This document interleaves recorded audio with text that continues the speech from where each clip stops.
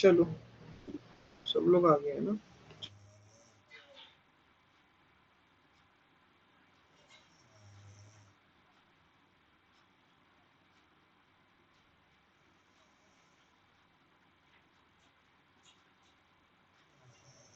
वाले वो है method method over riding, sorry method overloading, over riding तो कहीं और ही आएगा, ओवरलोडिंग, मेथड ओवरलोडिंग। इसका मीनिंग होता है किसी एक क्लास के अंदर, सुनना, इसका मीनिंग होता है किसी एक क्लास के अंदर अगर, सुनो, मेथड्स हैविंग, मैं इसकी पहले एक डेफिनेशन बता दूं फिर अपन आगे बढ़ते हैं, ठीक है।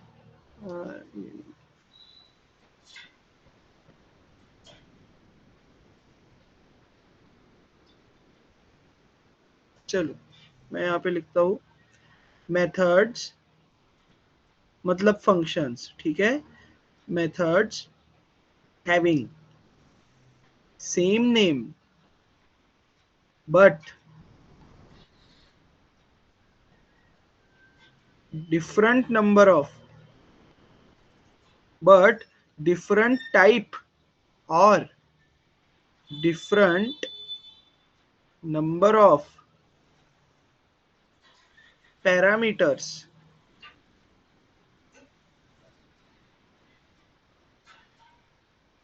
are said to be overloaded methods। इस चीज का मैं मीनिंग आपको समझाने का ट्राई करता हूँ, ठीक है। ओके, पैरामीटर मतलब आपको पता है input given to a function. Parameter is what, input given to a function. मान के चलो कि ये एक फंक्शन है, आपने इसे एक इनपुट दे दिया x, so x is our parameter, x is our parameter, input given to a function, got it. और जो फंक्शन और जो इनपुट हम डिफाइन करते हैं फंक्शन के बॉडी के अंदर उसे कहा जाता है पैरामीटर।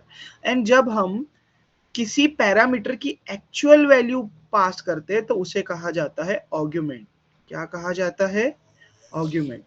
तो ये x मैंने आर्गुमेंट पास कर दिया जो कि ये फंक्शन का पैरामीटर था, जो कि ये फंक्शन का इनपुट था, और इस फंक्शन ने कुछ प्रोसेसिंग की, कुछ प्रोसेसिंग की, और प्रोसेसिंग करने के बाद,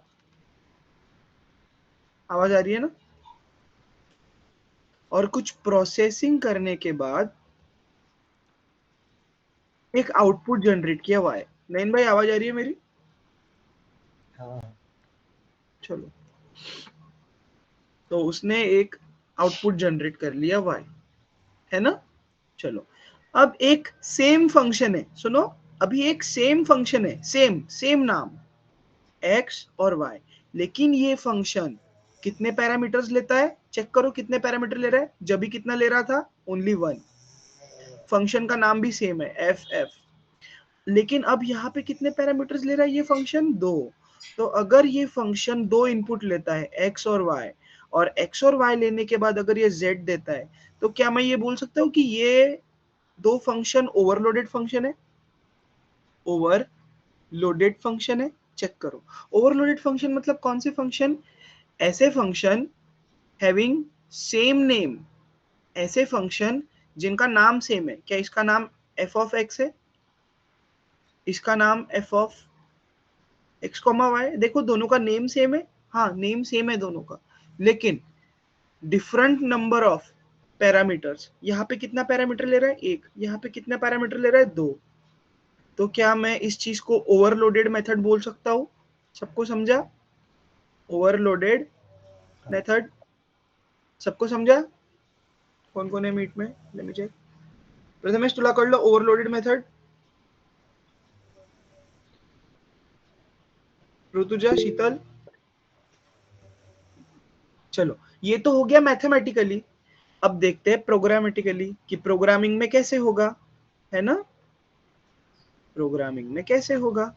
चलो, प्रोग्रामिंग में इस चीज को करने के लिए सबसे पहले हम लिखेंगे फंक्शन। मैं लिखता हूँ पहले वॉइड। वॉइड मतलब ऐसा फंक्शन जो कुछ भी रिटर्न नहीं करता। तो सबसे पहले हम क्या लिखते हैं, चलो मैं एक बॉडी बना देता हूँ कि फंक्शन लिखने का तरीका क्या होता है। सबसे पहले हम लिखेंगे फंक्शन का रिटर्न टाइप। क्या लिखेंगे, रिटर्न टाइप। फिर फंक्शन का नेम, फंक्शन का नेम। फिर राउंड पैरेंथेसिस के अंदर पैरामीटर्स की लिस्ट, ये इन्हें कहा जाता है पैरामीटर्स। और अगर जब हम एक से ज्यादा पैरामीटर्स देते हैं तब उस चीज को कहते हैं हम पैरामीटर लिस्ट। Got it.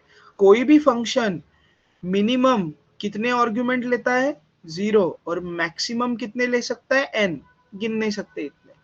तो एंड यहाँ पे हम लिखते हैं फंक्शन का कोड।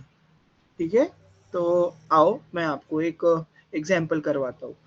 ये एग्जाम्पल किसका है, it is an example of overloaded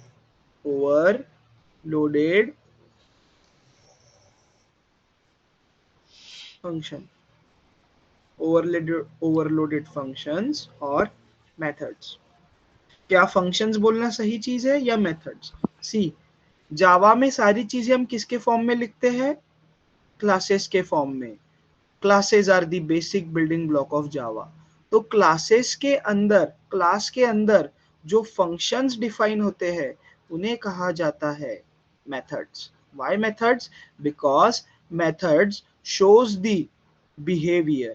got it, ये चीज याद रहेगा। क्लास के अंदर जो फंक्शंस रहते हैं उन्हें कहते हैं हम मेथड। व्हाई? क्योंकि मेथड शो करते हैं बिहेवियर। ठीक है, चलो। तो ओवरलोडेड फंक्शंस का मैं एक एग्जांपल लिखता हूँ इस ब्लूप्रिंट को फॉलो करते हुए। मान के चलो कि मेरा फंक्शन एक इंटीजर वैल्यू रिटर्न कर रहा है। क्या कर रहा है, एक इंटीजर वैल्यू। मैंने इस फंक्शन को नाम दे दिया ऐड। क्या नाम दे दिया इस फंक्शन को, ऐड। और ये फंक्शन कितने आर्गुमेंट लेता है, 2 आर्गुमेंट लेता है करंटली, अभी के लिए। तो मैं बोला कितने पैरामीटर्स लेता है, 2 parameters, integer A, integer B. और ये फंक्शन मुझे रिटर्न करता है इस 2 इंटीजर का एडिशन। क्या रिटर्न करता है, 2 इंटीजर का एडिशन। ओके, अब मैं एक और फंक्शन लिखता हूं लेकिन दोनों का नाम सेम रखूंगा, ऐड। अब इस बार ये फंक्शन अब इस बार ये फंक्शन 2 आर्गुमेंट ना लेते हुए कितने आर्गुमेंट लेगा, 3 लेगा। Integer A, integer B, integer C. And ये फंक्शन रिटर्न करेगा मुझे 3 इंटीजर का सम। Got it. अब ये सारी चीजें एक सिंगल क्लास के अंदर होगी। किसके अंदर होगी, एक सिंगल क्लास के अंदर। ठीक है, ओके गाइस सुनो। जब मैं ऐड जब मैं ऐड 12 13 इसे कॉल करूंगा तो कौन सा फंक्शन कॉल होगा, ए या बी, जल्दी बोलो। और जब मैं ऐड 0 12 13 फंक्शन को कॉल करूंगा तो कौन सा फंक्शन कॉल होगा, हमेशा चेक करना सबसे पहले क्या ये 2 फंक्शन सेम क्लास के अंदर है, हाँ है। अगर ये फंक्शन दोनों सेम क्लास के अंदर है तो क्या इन्हें मैं ओवरलोडेड मेथड कह सकता हूँ, क्या मैं इन्हें ओवरलोडेड मेथड कह सकता हूँ। ओवरलोडेड मेथड्स या फिर फंक्शन की डेफिनेशन क्या थी, फंक्शंस हैविंग सेम नेम, सुनो, function having same name but taking different number of but taking different number of parameters are said to be overloaded methods, right? है ना। तो जब मैं इस फंक्शन को कॉल करूंगा, जब मैं, कोई कुछ बोलना चाह रहा है, जब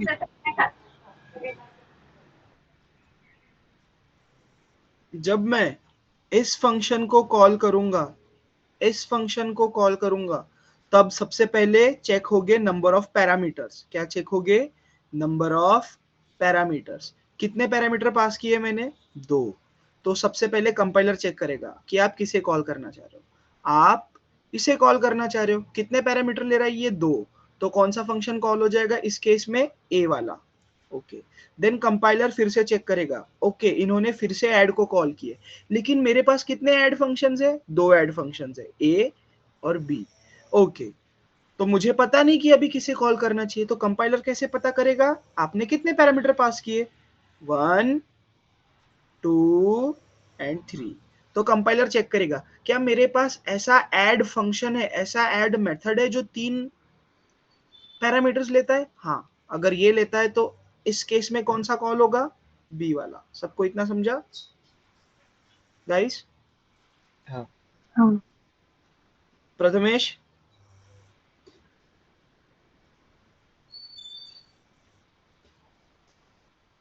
प्रथमेश, ऋतुजा, ओके। तो मैं अभी अभी तुमको डेफिनेशन अच्छे से समझ जाएंगी।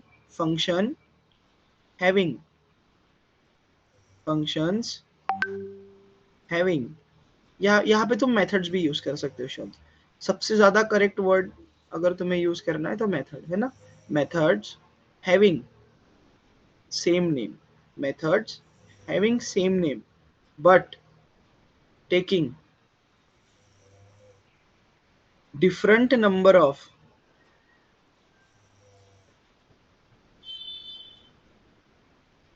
parameters। मैं डेफिनेशन में कुछ ऐड कर रहा हूं, ठीक है? और taking different type, different type of parameter। ये चीज मैं अभी एक्सप्लेन करूंगा, ठीक है?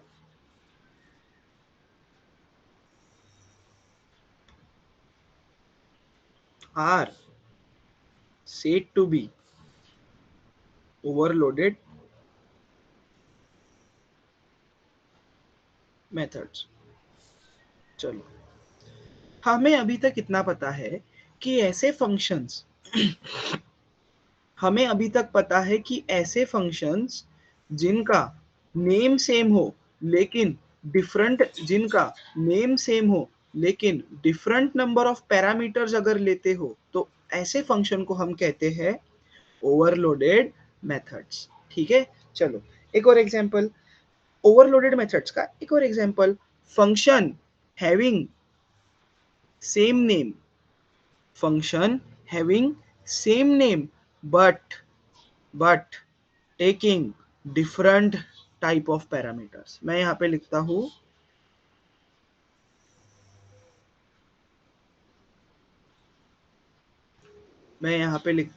float add, float a, float b। ठीक है, ये फंक्शन है, ये मैंने हटा देना चाहिए, और ये रिटर्न कर रहा है फ्लोट वैल्यू, दैट्स वाई मैंने यहाँ पे फ्लोट लिखा हुआ है a प्लस बी। ठीक है, ओके। और अब मैं यहाँ पे लिखता हूँ फ्लोट नहीं लिखना चाहिए, इंटीजर लिखता हूँ। ये व्हाइट वाला दिख रहा है सबको? अब मैं यहाँ पे लिखता हूँ इंटीजर, मीट में हूँ मैं, integer add, integer add and a and b। और अब मैं यहाँ से रिटर्न कर रहा हूँ 2 इंटीजर का सम a प्लस b। अब ध्यान दो, ये 2 फंक्शन अवेलेबल है मेरे पास, ठीक है, मैंने इन्हें मार्क कर दिया। ओके, अब जब मैं, गाइस सुनो, इस लाइन के ऊपर ध्यान दो, function having same name but taking different type of parameters are also said to be overloaded methods. ठीक है, अब देखो ये फंक्शन कौन सी वैल्यू ले रहा है? फ्लोट वाली। फ्लोट वाली वैल्यू मतलब कौन सी? डेसिमल पॉइंट वाली, है ना? ये जो पॉइंट वाले वैल्यूज होते हैं, है ना, इन्हें क्या कहते हैं हम? फ्लोट वैल्यूज, है ना?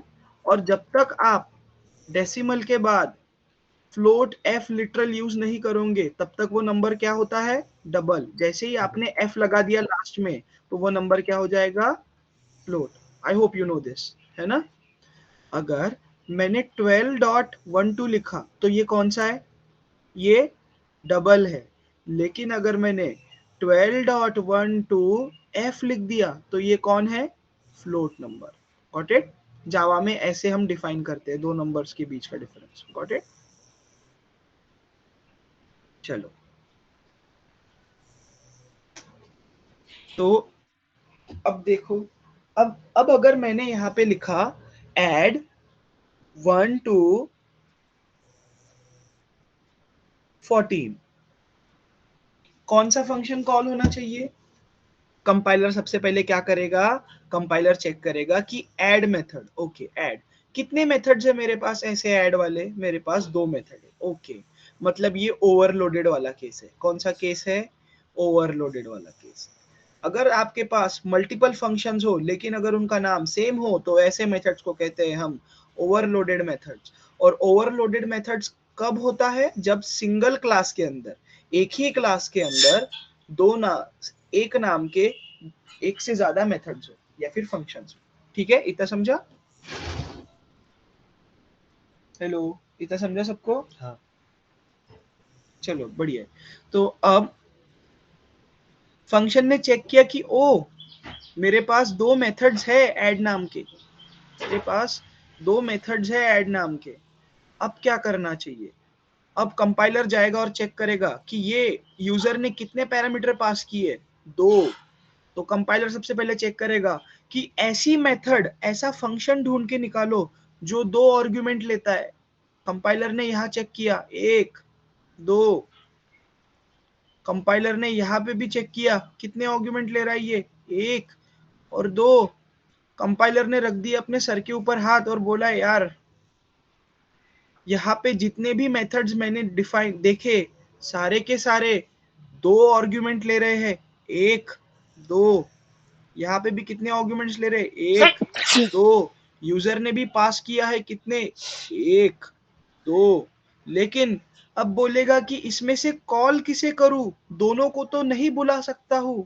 तो कंपाइलर चेक करेगा, अब कंपाइलर अब चेक करेगा कि यूजर ने जो पैरामीटर्स या फिर जो आर्गुमेंट्स पास किए हैं उनका डेटा टाइप क्या है।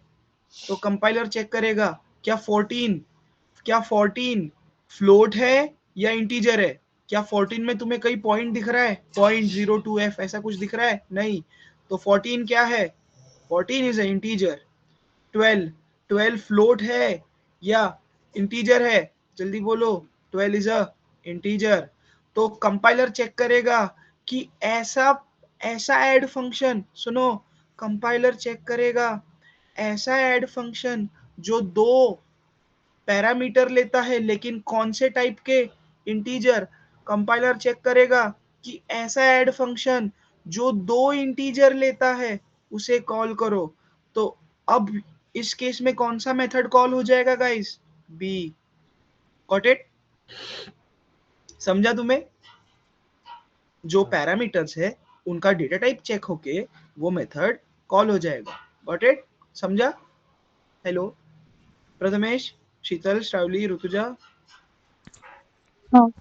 अब अगर मैंने 12.12f 12.12f 10.0f लिख दिया तो अब कौन सा कॉल होगा, क्या ये फ्लोट है, क्या ये फ्लोट है, क्या ये फ्लोट नंबर है। हाँ ये फ्लोट नंबर है। क्या ये फ्लोट नंबर है, हाँ देखो 10.0f, अगर 0 लिख दिया होता तो ये डबल होता, तो ये फ्लोट है। f लिखा हुआ है ना लास्ट में, इसे फ्लोट लिटरल कहा जाता है। किसी भी नंबर के बाद अगर आपने ये f लगा दिया तो वो नंबर फ्लोट कंसीडर होता है। Got it. तो सबसे पहले कंपाइलर क्या चेक करेगा, कौन सी मेथड कॉल करना चाह रहा है user, add. Compiler will check कितने मेथड्स है मेरे पास ऐसे ऐड, दो, okay. Then compiler will check ये ऐड मेथड कितने आर्गुमेंट ले रही है, 1, 2। कंपाइलर चेक करेगा मेरे पास ऐसे दो मेथड्स है जो दो आर्गुमेंट ले रहे हैं, ओके।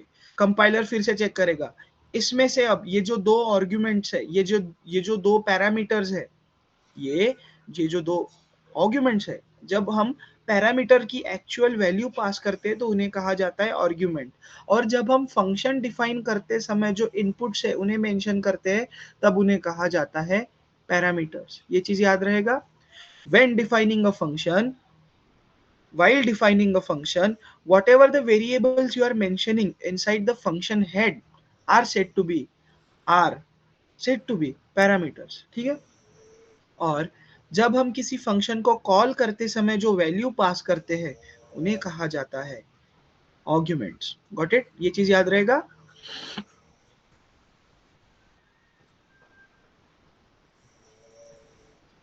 चलो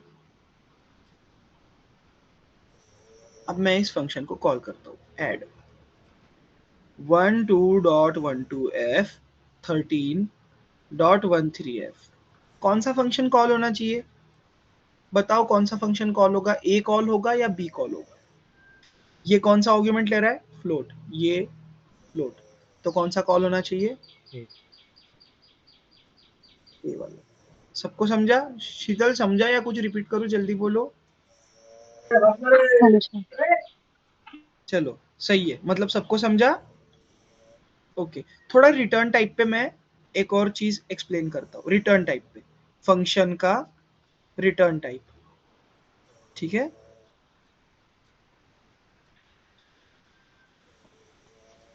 जब भी हम मैथ्स पढ़ते हैं तब हमें नहीं क्या फंक्शन को ऐसे बताया जाता है कि फंक्शन एक मशीन है जिसे आप एक इनपुट दोगे तो एक आउटपुट मिल जाएगा, है ना? क्या हर बार ये मशीन आउटपुट देगी?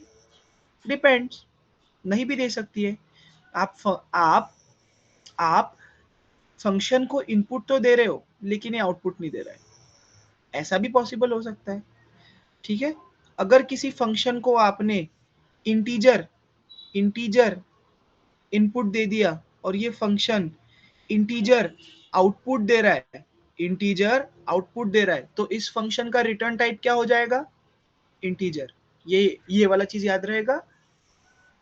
अगर किसी फंक्शन को अगर किसी फंक्शन को आपने फ्लोट वैल्यू दे दी, क्या दे दी? फ्लोट वैल्यू, मतलब पॉइंट न वाली वैल्यू, ठीक है, डेसिमल वाली वैल्यू, और ये फंक्शन ट्रू या फिर फॉल्स रिटर्न कर रहा है, ये फंक्शन ट्रू या फिर फॉल्स रिटर्न कर रहा है एज ए आउटपुट, तो इस फंक्शन का रिटर्न टाइप क्या हो जाएगा? इस फंक्शन का रिटर्न टाइप हो जाएगा बुलियन। बुलियन वैल्यूज को कहा जाता है ट्रू एंड फॉल्स वैल्यू। तो जो भी फंक्शन का आउटपुट रहेगा वो फंक्शन का क्या रहेगा? Return type. तो इस केस में हमारा फंक्शन क्या रिटर्न कर रहा था? दो इंटीजर का एडिशन। तो इंटीजर प्लस इंटीजर कितना भी कर लो तो भी इंटीजर ही आएगा। हाँ, इंटीजर ही आएगा। तो दैट्स वाई मैंने यहाँ पे क्या लिखा हुआ है? इंटीजर। ठीक है। अब फ्लोट मतलब डेसिमल पॉइंट वाली वैल्यू प्लस डेसिमल पॉइंट वाली वैल्यू, इसका आंसर कितना भी कर लो कितना आएगा? फ्लोट में ही आएगा। तो दैट्स वाई जो आउटपुट आ रहा है वो कौन सा आ रहा है? फ्लोट में। तो यहाँ पे जो फंक्शन जो वैल्यू रिटर्न करेगा उसका डेटा टाइप मेंशन करना है। ठीक है। चलो एग्जांपल्स देख ले ओवरलोडेड मेथड के। हेलो, एग्जांपल देख ले ओवरलोडेड मेथड्स के। नैन भाई हाँ चालू करें एग्जांपल कोड के। हाँ ओके, देखो मैं यहाँ पे ना कुछ चीजें लिख रहा हूँ। स्टैटिक लिख रहा हूँ मैं सबसे पहले, एंड देन मैं फंक्शन का रिटर्न टाइप लिखता हूँ। सबसे पहले मैं लिखता हूँ वॉइड से हेलो, ऐसा कुछ मैंने फंक्शन का नाम लिख दिया। अब ये स्टैटिक क्या होता है? देखो बस अभी के लिए इतना समझ लेना कि स्टैटिक मतलब क्या। हम सारा कोड कहाँ पे लिखते हैं? मेन फंक्शन के अंदर, यहाँ पे हम कोड लिखते हैं, है ना? और ये मेन फंक्शन जो है, ये मेन फंक्शन, इसी से हमारा कोड एग्जीक्यूट होना चालू होगा। यही हमारा एंट्री पॉइंट रहेगा। इस फंक्शन को कॉल करेगा जेवीएम नाम की मशीन। जेवीएम नाम की एक मशीन है जो इस फंक्शन को कॉल करेगी। लेकिन ये फंक्शन कैसा है? स्टैटिक। तो अभी के लिए समझ लो कि स्टैटिक फंक्शन बस स्टैटिक वेरिएबल्स और स्टैटिक फंक्शन को ही एक्सेस कर पाएगा। तो दैट्स व्हाई ये मेन फंक्शन को इस फंक्शन का एक्सेस आना चाहिए। दैट्स व्हाई मैंने यहाँ पे स्टैटिक लिखा हुआ है। स्टैटिक फंक्शन ही स्टैटिक फंक्शन को कॉल कर पाएगा। स्टैटिक वाले ही मेथड्स या फिर वेरिएबल्स स्टैटिक फंक्शंस या फिर स्टैटिक वेरिएबल्स को एक्सेस कर पाएंगे। सिंपली इतना याद रखो कि ये स्टैटिक वाला जो फंक्शन है ये किसे एक्सेस कर पाएगा? ऐसे एंटिटी, ऐसी चीजें जो कि स्टैटिक है, ठीक है। तो दैट्स व्हाई मैंने यहाँ पे स्टैटिक लिखा हुआ है, ठीक है। एग्जाम्पल नंबर 1, ओवरलोडेड मेथड्स, ठीक है। से हेलो, तो मैंने यहाँ पे कुछ कोड लिख दिया, system.out.println hello hello root user, ऐसा कुछ लिख दिया फालतू सा, ठीक है। एक और लिखता हूँ, ओवरलोडेड मेथड्स की डेफिनेशन क्या है? Function having same name but taking different number of parameters. क्या ये इस चीज का एग्जांपल है? ये से हेलो फंक्शन कितने आर्गुमेंट ले रहा है? ये से हेलो फंक्शन कितने पैरामीटर्स ले रहा है? Taking 0 parameters. और ये से हेलो फंक्शन कितने पैरामीटर ले रहा है? Taking 1 parameter. 2 मिनट यार, 2 मिनट, मैं आ रहा हूं, 2 मिनट।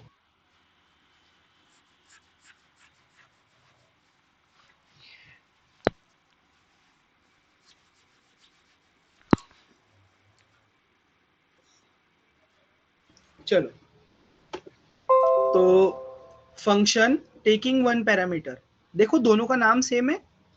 कैन आई से कि ये ओवरलोडेड मेथड है? हाँ या ना बोलते जाना, ठीक है। ओके, इस बार मैं ये जो यूजर जो ये नेम पास करेगा, मैं उसे भी प्रिंट करना चाहता हूँ। तो मैं लिखता हूँ हेलो स्पेस प्लस नेम।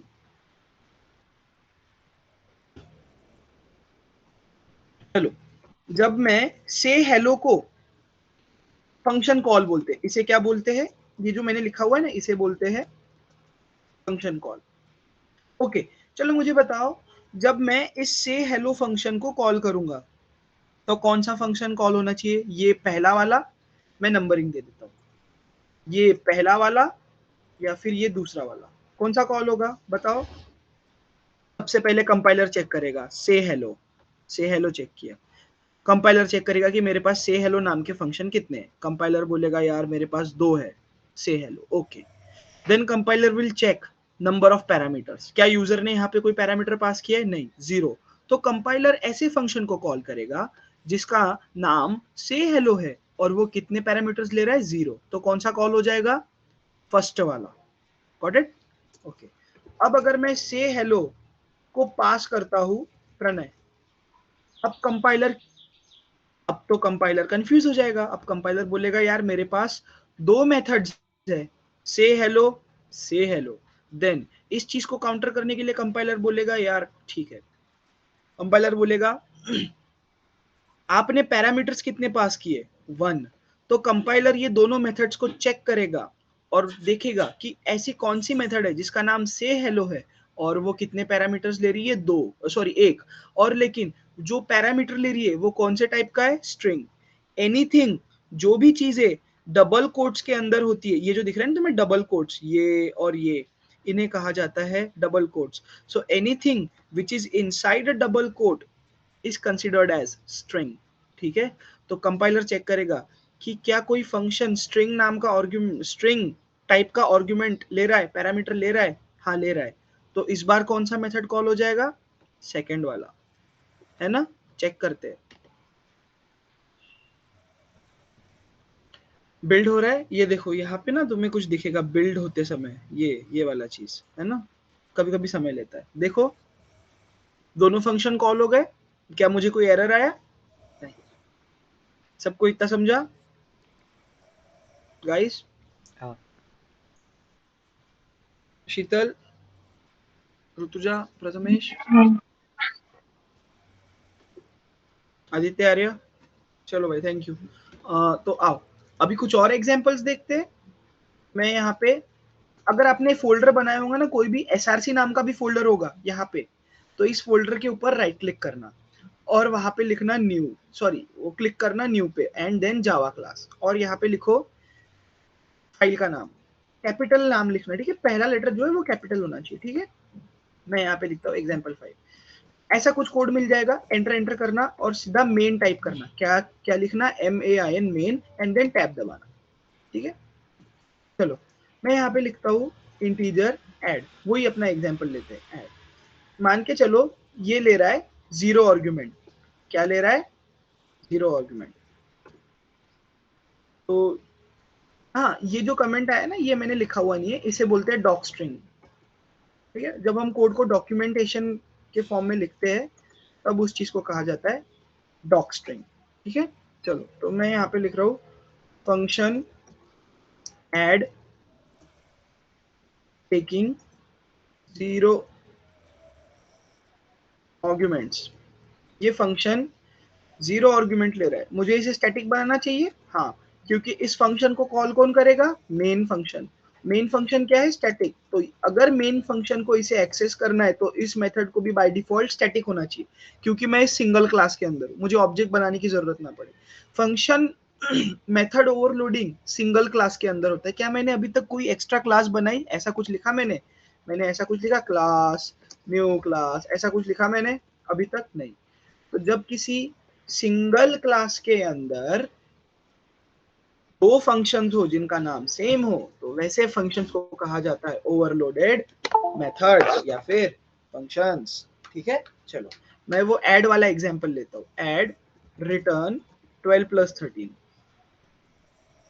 क्या ये फंक्शन कोई आर्गुमेंट ले रहा है, तो हर बार ये इस दो नंबर का एडिशन रिटर्न करेगा। अभी एक और लिखता हूँ, स्टैटिक इंटीजर ऐड, मैं बोलता हूँ इंटीजर x। ठीक है, और ये फंक्शन रिटर्न कर रहा है x प्लस 10। x वाली वैल्यू कौन देगा हमें, यूजर। यूजर जो भी वैल्यू देगा x, उसमें किसको जोड़ो, 10 को जोड़ो, 10 को ऐड करो और वो वैल्यू को रिटर्न करो। क्या ये एक ओवरलोडेड फंक्शन है, देखो दोनों का नाम सेम है लेकिन डिफरेंट नंबर ऑफ पैरामीटर या फिर डिफरेंट टाइप ऑफ पैरामीटर ले रहा है। एक और लिखता हूं, static integer add integer x integer y। ये फंक्शन कितने पैरामीटर्स ले रहा है, दो। कितने पैरामीटर्स ले रहा है, दो पैरामीटर। और ये फंक्शन रिटर्न कर रहा है मुझे x प्लस y, ये। ओके, आई होप आपको ये चीज दिख रहा है ना। अब मैं यहाँ पे लिखता हूँ साउट ऐड। जब मैं ऐड इस फंक्शन को कॉल करूंगा तो कौन सा फंक्शन कॉल होना चाहिए, ये वाला, है ना। और जब मैं ऐड 10 करूंगा 10 करूंगा तो कंपाइलर चेक करेगा कि मेरे पास कितने ऐड है अवेलेबल, मेरे पास 3 फंक्शंस अवेलेबल है जिनका नाम ऐड है।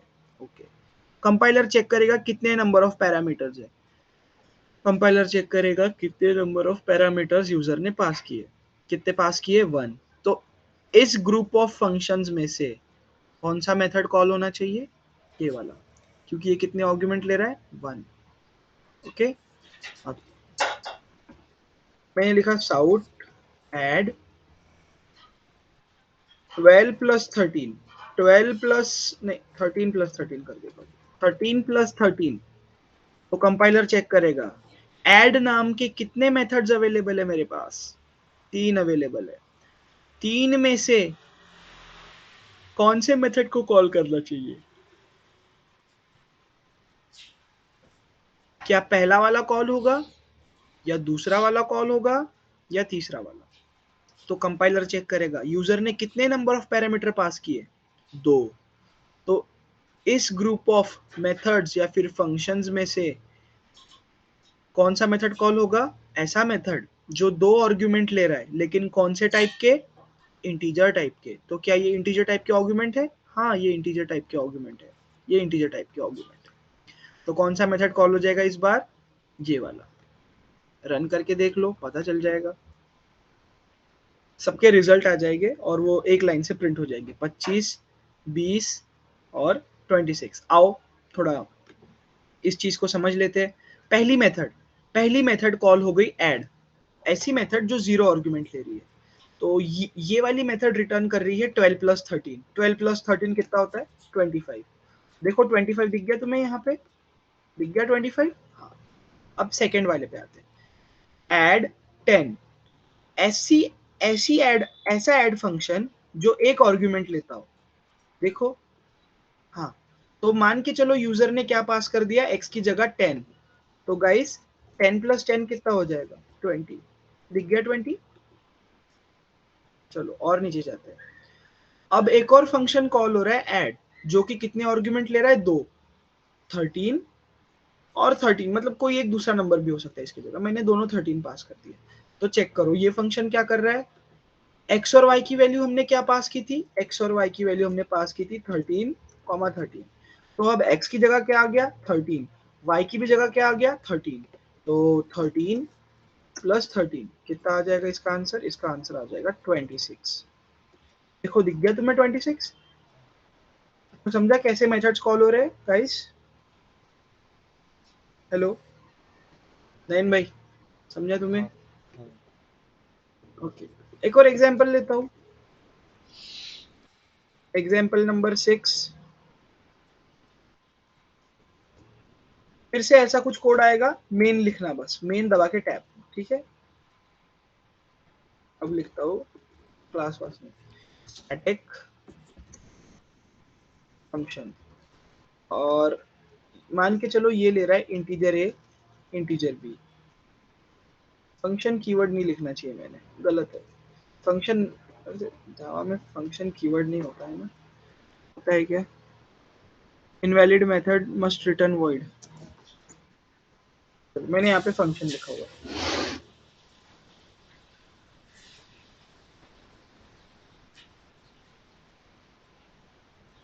चलो मेरी आवाज आ रही है, सबको क्लियर है मेरी आवाज वगैरह, स्क्रीन बराबर दिख रही है सबको। हाँ चलो ये फंक्शन रिटर्न कर रहा है a प्लस बी का सम, वॉइड नहीं लिखना चाहिए मैंने, यहाँ पे लिखना चाहिए मैंने इंट। फिर से स्टैटिक लिख रहा हूँ, स्टैटिक क्यों लिख रहा हूँ, क्योंकि इस फंक्शन को कॉल कौन करने वाला है, मेन। मेन फंक्शन जो है वो स्टैटिक फंक्शन है, स्टैटिक फंक्शन हमेशा स्टैटिक फंक्शन को एक्सेस करेगा, ठीक है। अब मैंने यहाँ पे लिख दिया फ्लोट फंक्शन।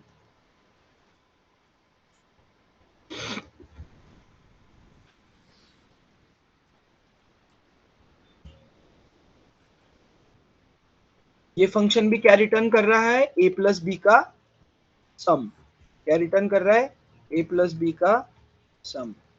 तो चलो मैं यहाँ पे लिखता हूँ फंक्शन और इसे कॉल करते हैं। चलो देखो गाइस, मैं अभी तक प्रिंट में लिख रहा था directly system dot out dot println पे, लेकिन आप ऐसे भी कर सकते हो। ये फंक्शन कुछ वैल्यू रिटर्न कर रहा है, देखो समझो, ये फंक्शन कुछ वैल्यू रिटर्न कर रहा है, ये वाला एग्जांपल, ये फंक्शन कुछ वैल्यू रिटर्न कर रहा है, तो जो भी रिजल्ट आ रहा है आप उसे स्टोर कर लो किसी वेरिएबल के अंदर। मैं फिलहाल ऐसे लिखता हूँ। तो ये जो भी फंक्शन जो भी वैल्यू रिटर्न कर रहा है, ये इंटीजर वैल्यू रिटर्न कर रहा है, तो मैं यहाँ पे लिख देता हूँ इंट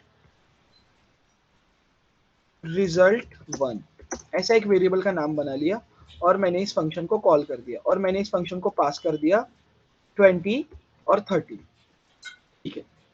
एक और वेरिएबल बना लेता हूँ फ्लोट टाइप का,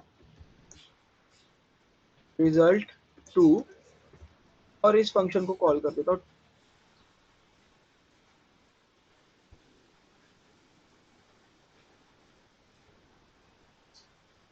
ओके अब देखो गाइस समझो, कंपाइलर चेक करेगा, कंपाइलर जब आएगा तब यहाँ पे चेक करेगा फंक्शन कौन सा मेथड कॉल हुआ है, ऐसा मेथड जिसका नाम है फंक्शन। आप नाम कुछ भी दे सकते हो, मैंने फंक्शन दे दिया अभी इस केस में, ठीक है। तो चेक करेगा कितने आर्गुमेंट्स ले रहा है, ये 2, तो कंपाइलर चेक करेगा यार ये भी ले रहा है 2, कौन है यार,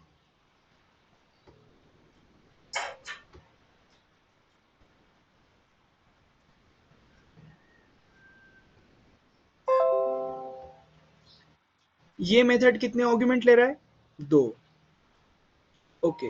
कंपाइलर दूसरा भी चेक करेगा, ये मेथड भी कितने आर्गुमेंट ले रहा है 2।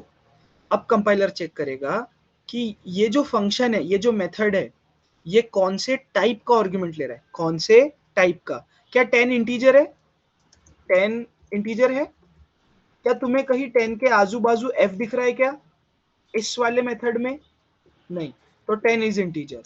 13 के आजू बाजू तुम्हें कोई f वगैरह दिख रहा है, नहीं, तो 13 इज ऑल्सो इंटीजर। तो कौन सा फंक्शन कॉल होगा, ऐसा फंक्शन जो कि 2 आर्ग्यूमेंट ले रहा है और दो आर्ग्यूमेंट जो है वो कौन से डेटा टाइप के, इंटीजर के, तो इस बार कौन सा फंक्शन कॉल होगा? मैं यहाँ पे नंबरिंग दे देता हूँ, बताओ कौन सा कॉल होगा, फर्स्ट या सेकंड? इस वाले केस में फर्स्ट वाला कॉल होगा। फर्स्ट। हाँ। ओके, और जब मैं यहाँ पे जाऊंगा गाइस, अब मैं यहाँ पे आ गया, यहाँ पे तुम्हें 10 के बाद f दिख रहा है, 10 के बाद f दिख रहा है, भला ही तुम्हें डेसिमल पॉइंट नहीं दिख रहा होगा, डेसिमल पॉइंट नहीं, लेकिन यहाँ पे f दिख रहा है। अगर किसी नंबर के बाद f लग गया तो वो कौन सा नंबर होता है? फ्लोट। देखो यहाँ पे 20.21f दिख रहा है तुम्हें, 20.21f। तो ऐसा फंक्शन जो दो आर्ग्यूमेंट ले रहा हो, हाँ यार, अभी तक तो हमें दो फंक्शन मिल गए जो दो आर्ग्यूमेंट लेते हो। अब चेक करो कि ऐसा फंक्शन जो दो आर्ग्यूमेंट लेता है, लेकिन दो आर्ग्यूमेंट कौन से टाइप के? फ्लोट टाइप के। तो इस केस में कौन सा फंक्शन कॉल होगा? सेकंड। सबको समझा? आदित्य भाई, प्रथमेश, शीतल? हाँ। नहीं समझा तो पूछना, ठीक है? तो गाइस ये फंक्शन का जो भी रिजल्ट है ये इस वेरिएबल में आ चुका है।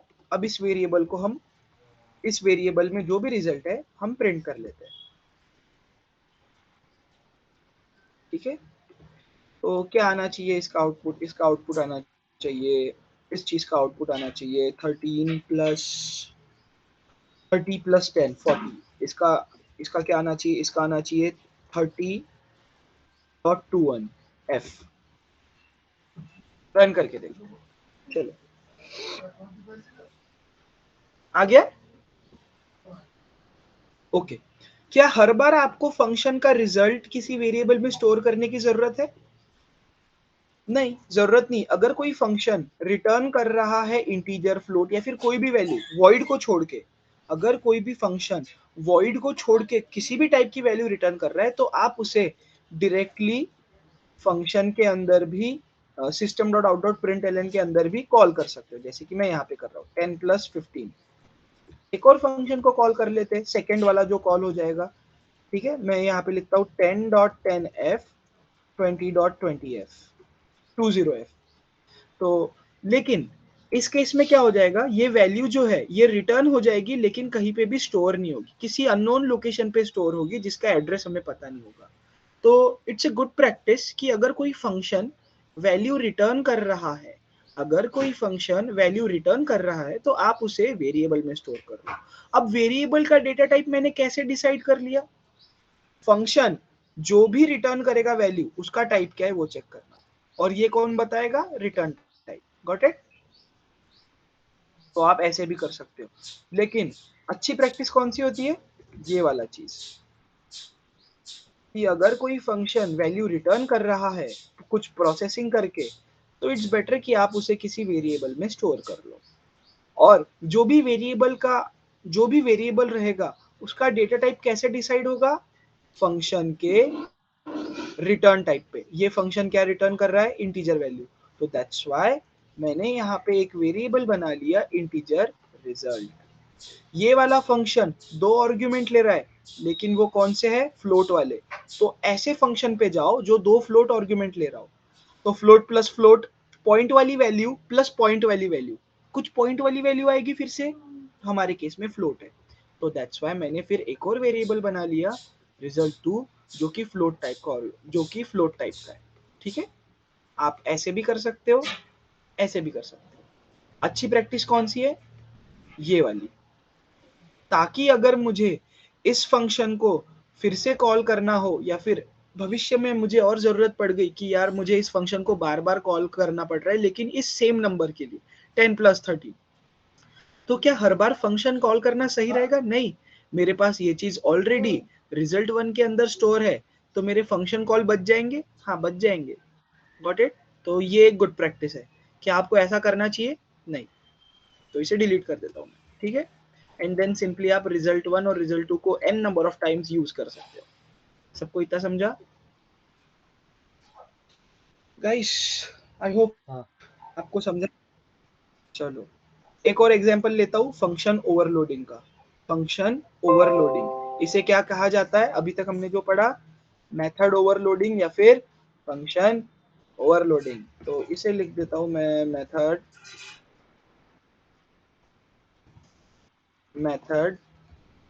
ओवरलोडिंग। Got it? एक और एग्जांपल लेता हूं, ठीक है? इस बार स्ट्रिंग के लिए ले लेता हूं। स्ट्रिंग का हो गया था क्या? चलो ठीक है, फिर से ले लेते हैं, कोई बात नहीं। Example number 7। चलो मैं यहाँ पे लिखता हूँ मेन। देखो यहाँ पे स्टैटिक लिखा हुआ है, तो मेन फंक्शन हमेशा किसको एक्सेस कर पाएगा? एटलीस्ट अभी के लिए सिंगल क्लास के अंदर। अगर ऑब्जेक्ट नहीं बनाना है तो हम क्या यूज करते हैं? Static keyword. तो स्टैटिक फंक्शन हमेशा किसे एक्सेस कर पाएगा? स्टैटिक वालों को। ठीक है, तो मैं लिखता हूँ स्टैटिक वॉइड, और मैं यहाँ पे लिखता हूँ गेट एड्रेस।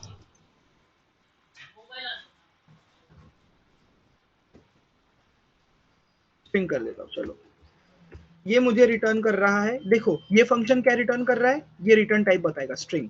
एड्रेस तो मैं बोलता हूँ यार www.google.com। ठीक है, एक और लिख देता हूँ स्टैटिक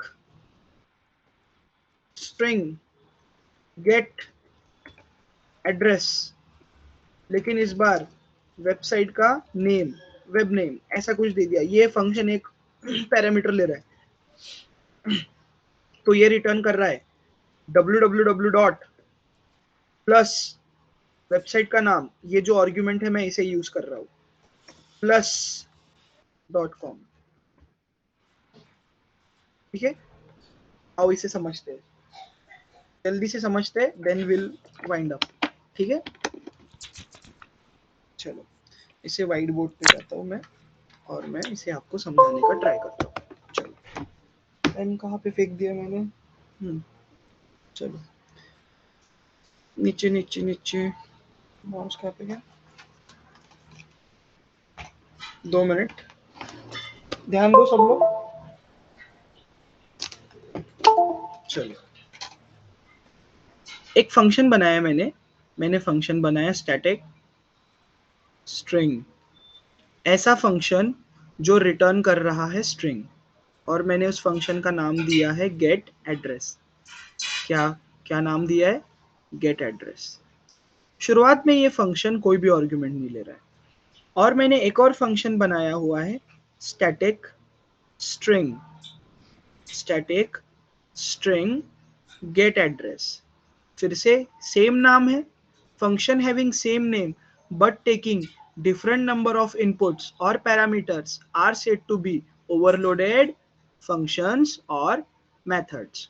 ठीक है, और ये भी फंक्शन कुछ रिटर्न कर रहा है। इसे डायग्रामेटिकली समझते, डायग्राम से। ये फंक्शन कुछ भी नहीं ले रहा है, ये फंक्शन कोई भी इनपुट नहीं ले रहा है। आप बस मशीन को चालू कर दो, मशीन हर बार रिटर्न करेगी www.google.com। मशीन हमेशा क्या रिटर्न करेगी? आप मशीन को बस ऑन कर दो, आप फंक्शन को बस कॉल कर दो, फंक्शन को कॉल कर दो। फंक्शन कोई भी इनपुट नहीं लेगा, लेकिन हर बार क्या रिटर्न करेगा?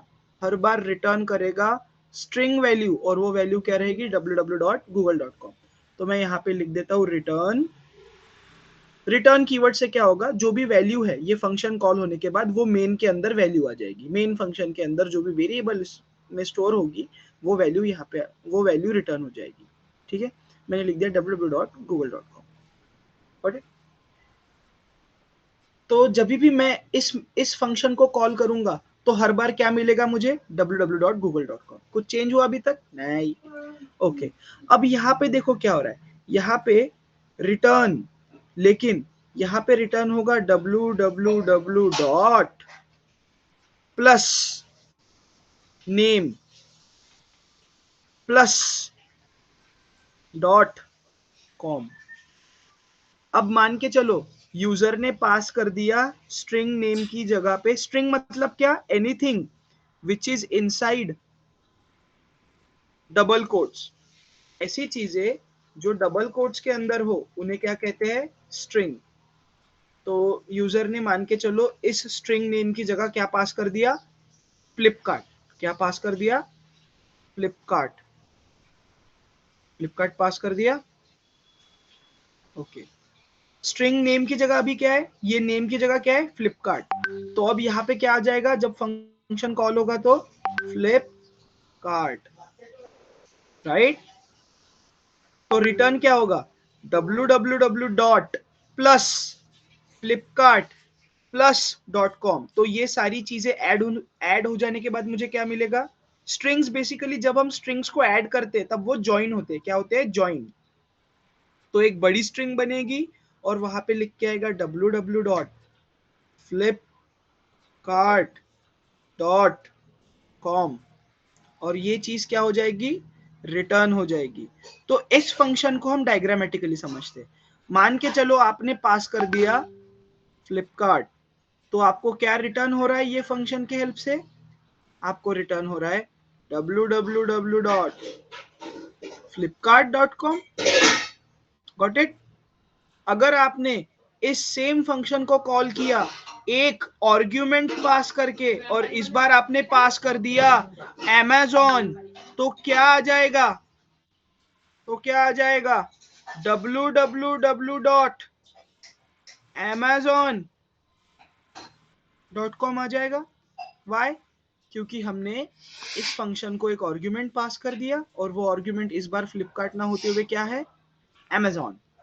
तो अब नेम की जगह क्या आ जाएगा? नेम में क्या कॉपी हो जाएगा? नेम में कॉपी हो जाएगा Amazon।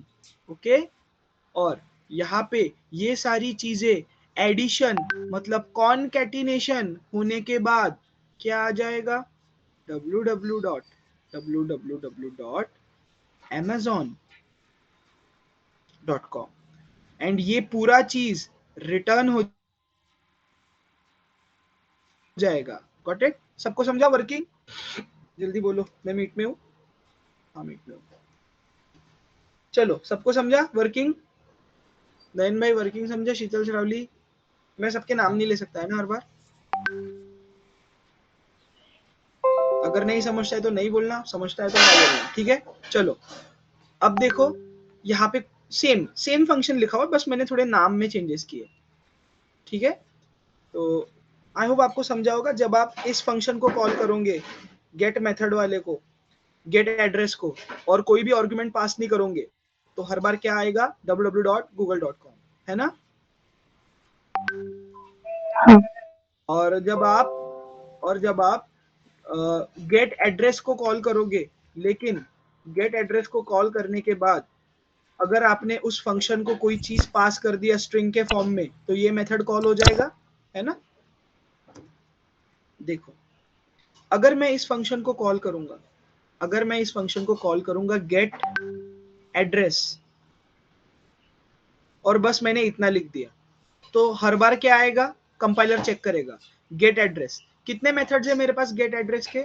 मेरे पास गेट एड्रेस के दो मेथड्स है। एक पहला वाला जो कि कोई भी आर्गुमेंट नहीं लेता है, और एक दूसरा वाला जो कि एक आर्गुमेंट लेता है। फिलहाल यूजर ने कोई भी आर्गुमेंट पास नहीं किया है, तो इसका मतलब कौन सा मेथड कॉल होगा? Method number 1। तो जब मैं ये वाला चीज लिखूंगा और मैं इसे किसी सिंस, गाइस सुनो, सिंस यहां से मैं कोई स्ट्रिंग वैल्यू रिटर्न कर रहा हूँ, स्ट्रिंग वैल्यू, तो मैंने जो वेरिएबल बनाना चाहिए रिजल्ट नाम का, वो कौन से टाइप का होना चाहिए? स्ट्रिंग टाइप का। कौन से टाइप का होना चाहिए? स्ट्रिंग टाइप का। तो मैं यहाँ पे लिखता हूँ string result1 is equals to get address, और यहाँ पे अभी मैं कोई भी इनपुट या फिर आर्गुमेंट पास नहीं कर रहा हूँ, तो कौन सा मेथड कॉल हो जाएगा? ए। और मेथड ए क्या रिटर्न कर रहा है हर बार? www.google.com। नो मैटर व्हाट, आप इसे 1000 बार भी कॉल कर लो, तभी भी ये क्या रिटर्न करेगा? www.google.com। तो जब मैं system.out.println लिखूंगा और result1 को प्रिंट करूंगा, तो मुझे क्या मिलेगा? www.google.com। Got it? लेकिन अगर मैंने एक और वेरिएबल बना दिया स्ट्रिंग result2 का, जिसके अंदर मैं इस फंक्शन का रिजल्ट स्टोर करूंगा, और यहाँ पे लिखता हूं अब मैं गेट एड्रेस, और यहाँ पे स्ट्रिंग के अंदर ये double quotes, double quotation, double quotes के अंदर अगर मैं लिखता हूं प्रणय लोअर केस पी, ठीक है, छोटा वाला पी, मिटा देता हूं यार, अच्छे से लिखना चाहिए मैंने। डबल कोट्स के अंदर मैं लिखता हूं प्रणय, तो कंपाइलर चेक करेगा गेट एड्रेस वाली मेथड, लेकिन कौन सी मेथड, जो कि एक आर्गुमेंट लेती हो, और कौन से टाइप का, स्ट्रिंग टाइप का। तो यहाँ पे क्या आ जाएगा, नेम में क्या कॉपी हो जाएगा, इस बार नेम में कॉपी हो जाएगा प्रणय, और ये सारी चीजें ज्वाइन होके मुझे क्या मिल जाएगा, www.pranay.com। ओके, और ये रिजल्ट किस में स्टोर हो जाएगा, ये जो रिटर्न वाली जो वैल्यू आएगी प्रणय www.pranay.com, ये किस में स्टोर हो जाएगी, रिजल्ट 2, और ये स्ट्रिंग है। अब ये स्ट्रिंग क्यों है, क्योंकि ये फंक्शन क्या रिटर्न कर रहा है, ये फंक्शन रिटर्न कर रहा है स्ट्रिंग वैल्यू, ये फंक्शन क्या रिटर्न कर रहा है, स्ट्रिंग वैल्यू। तो हमें ये जो वेरिएबल भी बनाना पड़ेगा, ये कौन से टाइप का रहेगा, स्ट्रिंग का। नमक के डब्बे में कभी चावल रख नमक के डब्बे में कभी शक्कर रखी है, नहीं ना। तो अगर शक्कर, कोई चीज, कोई इंसान आपको शक्कर दे रहा है, तो उसे कहाँ रखोगे, शक्कर के डब्बे में ही रखोगे ना, नमक के डब्बे में डालोगे क्या, स्ट्रिंग को इंटीजर में स्टोर करोगे क्या कभी, नहीं, है ना। ऐसे याद रखना, समझा सबको। हाँ हाँ बस, तो ये वाला एग्जाम्पल कर लोगे, हो जाएगा इतना आज का। मैं आपको ये कोड दिलवा दूंगा, कोड की चिंता मत करो। आई होप आपको इतना समझाओ। नयन भाई, इस चीज का स्क्रीनशॉट ले ले, हाँ मतलब क्या वो ग्रुप पे डालने के लिए सही हो जाएगा।